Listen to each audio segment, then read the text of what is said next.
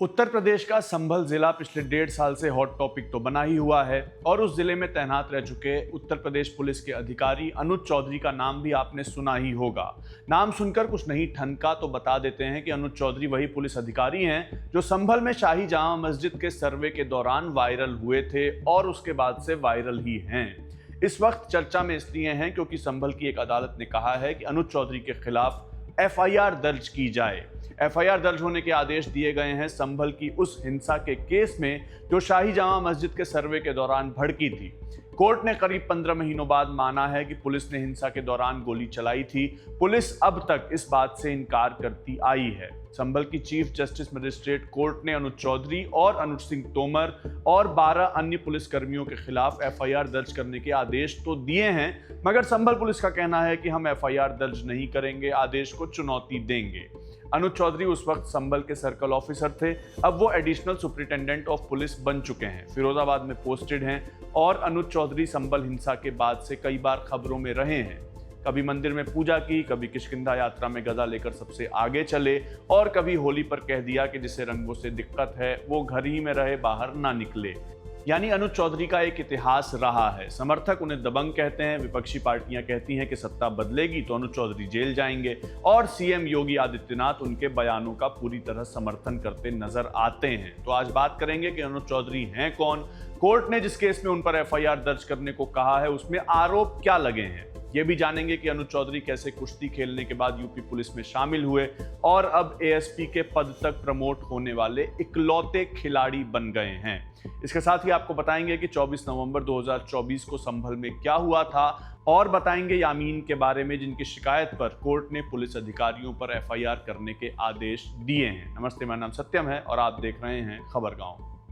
सबसे पहले बात संभल हिंसा के दौरान उस घटना की जिसके चलते अनुज चौधरी पर एफआईआर दर्ज करने का आदेश कोर्ट ने दिया है। 24 नवंबर 2023 को 23 साल के आलम अपने घर से ठेले पर बिस्किट, फैन मतलब बेकरी प्रोडक्ट्स बेचने के लिए निकले थे।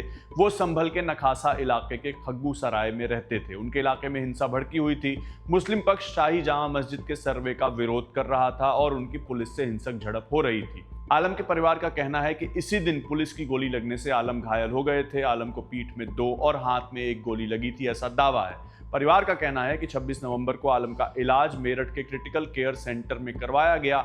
इस मामले में आलम की जान बच गई। इसके बाद 4 फरवरी 2025 को आलम के पिता यामीन ने कोर्ट में एक याचिका डाली और कहा कि उनके बेटे पर पुलिस वालों ने गोली चलाई है।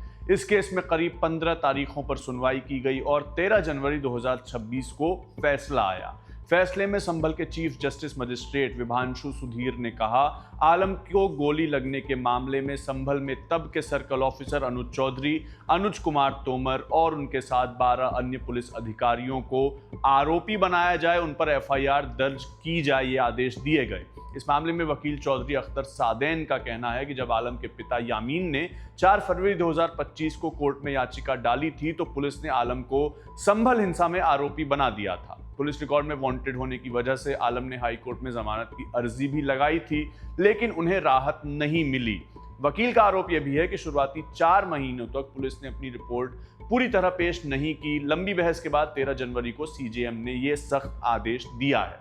कोर्ट ने संभल कोतवाली पुलिस को एफआईआर दर्ज करके जांच शुरू करने और इसकी जानकारी 7 दिनों के अंदर कोर्ट में पेश करने का भी निर्देश दिया है। कोर्ट के आदेश के बाद संभल के एसपी कृष्ण कुमार बिश्नोई ने कहा है कि संभल हिंसा की न्यायिक जांच पूरी हो चुकी है। उन्होंने साफ ये किया कि वे एफआईआर दर्ज नहीं करेंगे, बल्कि कोर्ट के आदेश के खिलाफ उच्च न्यायालय हाई कोर्ट में अपील करेंगे। संभल के सांसद जियाउर रहमान बर्क ने कहा कि यह आदेश साफ संदेश देता है, अफसर हो या आम नागरिक, कानून तोड़ने वाला बच नहीं सकता। 24 नवंबर को जो हिंसा भड़की थी उसमें 4 लोगों की मौत हुई थी। पुलिस ने 80 से ज्यादा लोगों को गिरफ्तार किया था, आरोपी बनाया था 2000 से ज्यादा लोगों को। मामला था शाही जामा मस्जिद में कोर्ट के आदेश पर हुए एक सर्वे का। हिंदू पक्ष का दावा है कि शाही जामा मस्जिद की जगह पर पहले हरिहर मंदिर था जिसे मुगल काल में तोड़ दिया गया और उसकी जगह पर बनी है मस्जिद। इसी को लेकर यह सर्वे करवाया जा रहा था। सर्वे के दिन जो हिंसा भड़की वो संभल में आज तक शांत नहीं हो पाई है। हिंसा के बाद संभल पुलिस पर गोली चलाने के आरोप लगाए गए। ऐसी तस्वीरें भी खूब शेयर की गई थी, मगर पुलिस ने यही कहा कि उनकी तरफ से गोली नहीं चली है। हिंसा के बाद संभल में अलग अलग जगहों पर खुदाई की गई, कहीं मंदिर खोला गया, कहीं कुएं खोदे गए। कहा गया कि ये सब प्राचीन काल से संभल में हैं। संभल में ये सब हो रहा था और इस सब के केंद्र में थे कुश्ती पहलवान से सिपाही बने अनुज चौधरी। 40 साल से बंद पड़े एक मंदिर को जब खोला गया तो अनुज चौधरी पूजा अर्चना करने पहुंचे। इलाके में जब कशकिंदा यात्रा निकाली गई तब अनुज चौधरी गदा लेकर चल रहे थे। अनुज चौधरी ये सब कर रहे थे और साथ में दे रहे थे बयान। हिंसा के बाद जब तमाम पुलिस अधिकारी दावा ये कर रहे थे कि पुलिस ने गोली नहीं चलाई थी, तब अनुज चौधरी ने कह दिया था कि एक पढ़े लिखे आदमी को इस तरह के जाहिल मार देंगे, हम कोई पुलिस में मरने के लिए थोड़े ही भर्ती हुए हैं। तो अब जानते हैं कि अनुज चौधरी का सफर पहलवानी, संभल और अब एफआईआर की दहलीज तक कैसे पहुंचा। अनुज चौधरी मुजफ्फरनगर के बधेरी गांव के हैं। 1978 में पैदा हुए, कुश्ती खेलते थे। 2004 के एथेंस ओलंपिक्स में भारत को रिप्रेजेंट भी कर चुके हैं। एशियन गेम्स और कॉमनवेल्थ में गोल्ड मिला है। अनुज चौधरी को अर्जुन अवार्ड मिल चुका है और उत्तर प्रदेश सरकार से लक्ष्मण अवार्ड से भी वो नवाजे जा चुके हैं।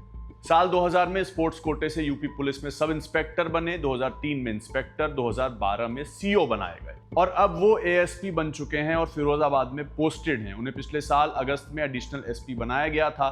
अनुज चौधरी देश के इकलौते खिलाड़ी हैं जो एएसपी के पद तक प्रमोट होकर पहुंचे हैं। इंस्टाग्राम पर भी एक्टिव रहते हैं। इस समय उनके 8 लाख से ज्यादा फॉलोअर्स हैं। संभल में जब हिंसा भड़की थी तब अनुज चौधरी वहीं के सीओ थे, सर्कल ऑफिसर थे। हिंसा के 5 महीने बाद 14 मार्च को होली थी और उसी दिन रमजान का दूसरा जुमा भी था। इस दौरान अनुज चौधरी ने कहा था, जिस प्रकार से मुस्लिम ईद का इंतजार करते हैं उसी तरह हिंदू होली की प्रतीक्षा करते हैं। होली का दिन साल में एक बार आता है जबकि जुमा साल में 52 बार। यदि किसी को लगता है कि होली के रंग से उसका धर्म भ्रष्ट होता है तो वो उस दिन घर से ना निकले। मेरी सोच ये है कि रंग से कोई छोटा बड़ा नहीं होता। उन्होंने कहा था कि अगर कोई घर से निकलता है तो दिल बड़ा होना चाहिए। उनके इस बयान का विपक्षी पार्टियों ने विरोध किया था। समाजवादी पार्टी के नेता रामगोपाल यादव हैं। उन्होंने कहा था कि जब संभल में हिंसा हुई थी अनुज चौधरी ही सीओ थे तो उनसे क्या उम्मीद करेंगे। कहा गया कि जब कभी व्यवस्था बदलेगी तो ऐसे लोग तो जेलों में रहेंगे। लेकिन उत्तर प्रदेश के मुख्यमंत्री योगी आदित्यनाथ ने अनुज चौधरी का खुलकर समर्थन किया। कहा, जो हमारा वो पुलिस अधिकारी है वो पहलवान रहा है, अर्जुन पुरस्कार विजेता रहा है, पूर्व ओलंपियन है। अब पहलवान की बात है और पहलवान की तरफ बोलेगा तो कुछ लोगों को बुरा लगता है, लेकिन सच है उस सच्चाई को स्वीकार करना चाहिए। मगर अनुज चौधरी के बयान की आलोचना हुई थी। बयान वही, एक बार होली 52 बार जुमा वाला, और हाथ में गदा लेकर चले थे, उसकी भी आलोचना हुई। जांच हुई और जांच भी एक नहीं 2 बार। दूसरी बार जांच का आदेश दिया गया पूर्व आईपीएस अधिकारी अमिताभ ठाकुर की आपत्ति पर, जिन्होंने 33 पन्नों का लेटर लिखकर अनुज चौधरी को दी गई क्लीन चिट पर आपत्ति जताई थी। अमिताभ ठाकुर ने अनुज चौधरी के बयानों, सोशल मीडिया के पोस्ट और वर्दी में वीडियो अपलोड करने को लेकर शिकायतें की थी। इस बीच अनुज चौधरी का ट्रांसफर संभल से चंदौसी कर दिया गया था। यहां भी वो सर्कल ऑफिसर थे। संभल हिंसा में पुलिस पर गोली चलाने का आरोप लगाने वाले यामीन के वकीलों का कहना है कि अगर पुलिस कोर्ट का आदेश नहीं मानेगी और एफआईआर दर्ज नहीं करेगी तो वकील हाई कोर्ट में भी अपील करेंगे। लेकिन ये पहला मामला नहीं है जब संभल पुलिस ने सीजेएम कोर्ट के आदेश को मानने से मना किया हो। इससे पहले भी संभल पुलिस कोर्ट के आदेश पर एफआईआर दर्ज करने से इनकार कर चुकी है। मामला क्या है वो भी जानते हैं। दिसंबर 26, 2025 को सीजीएम कोर्ट ने संभल के बहजोई थाने के 13 पुलिस वालों पर झूठे केस के आरोप लगाए, उनके खिलाफ एफआईआर दर्ज करने को कहा। मामला था बदायूं के ओमवीर का। ओमवीर एक चोरी के केस में 3 साल जेल में थे, मगर बाहर आए और उन्होंने बताया कि उन पर फर्जी केस लगाया गया था। हुआ यह था कि अप्रैल 2022 में एक दूध व्यापारी के साथ 1 लाख रुपए की लूट हुई थी। उसकी जांच में पुलिस ने जुलाई 2022 में ओमवीर को एक मुठभेड़ के बाद गिरफ्तार किया था और उन्हें जेल हो गई थी। मगर जेल से बाहर आने के बाद ओमवीर ने बताया कि जब लूट हुई थी तब वो किसी दूसरे मामले में पहले से बदायूं जेल में बंद थे। ओमवीर ने बताया कि उनके ऊपर झूठा मुकदमा लगाया गया है। आरोप यह लगाया कि उन्हें बदायूं के थाना इस्लाम नगर के मौसमपुर गांव से उठाया गया था। उन पर चोरी की 19 मोटरसाइकिलें बरामद होने का आरोप लगाया गया। ओमवीर ने कहा है कि मैं इस मुकदमे में 3 साल जेल में रहने के बाद बाहर आया हूं। इन पुलिस कर्मियों ने मेरा भविष्य खराब कर दिया, मैं न्याय चाहता हूं। इसके बाद संभल सीजेएम ने 13 पुलिस अधिकारियों पर एफआईआर दर्ज करने के आदेश दिए थे, मगर संभल पुलिस ने वही कहा जो अनुज चौधरी के केस में कहा है कि वो ऊपरी अदालत में अपील करेंगे। फिलहाल इस पूरे मामले पर अनुज चौधरी का कोई बयान नहीं आया है। वो जो भी इस पर कहेंगे हम आप तक भी अपडेट पहुंचाएंगे। आपकी इस पूरी घटना पर क्या राय है, पूरी खबर पर क्या राय है, हमें कमेंट सेक्शन में ज़रूर बताइए। बाकी तमाम खबरों के लिए देखिए खबर गांव। आपके लिए वीडियो रिकॉर्ड किया था शिवम ने। मेरा नाम सत्यम है। शुक्रिया।